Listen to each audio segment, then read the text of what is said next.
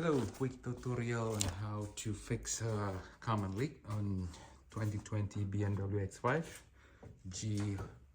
G05. So when you have a coolant leak, most likely come from the faulty water pump. So I've been fixing the car, so I guess you need to figure out if that's really the issue.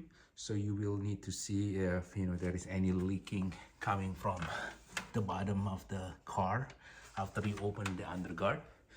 So again, the first step is to remove the side engine panel. This side, the left side, and then the right side is just fastened using the fastener. And then also you need to remove as well the cover, this cover, and then the other cover on the other side.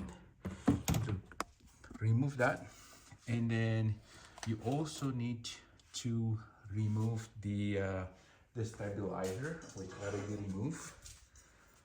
From here, you remove this as well from the both sides, and then you also need to remove the radiator support.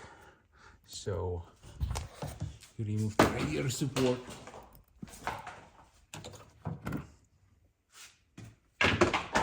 by unscrewing all the screw here. So you're gonna remove this piece, and you're gonna remove this piece as well. Okay, and then the next step, you will need to remove this radiator fan, which simply there is a tab over here. There's a tab over there that you can push in, and then both sides, basically there's a tab over here as well. You push in, and then you can just lift it up, and then they have two connectors over here that you need to remove as well.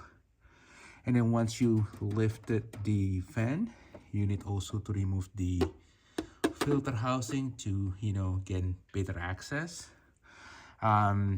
And then the next step is to remove this, the turbo, the intake air, by removing these two screws. And on the bottom, you have the C-clip that, basically secure the pipe. So you need to undo that and then remove this whole thing. And then you will get access to close to the water pump itself. But you need to remove first the serpentine belt, by moving the tensioner to the right. Then after that, you will basically have the ability to, this is my old water pump, so the orientation is like this.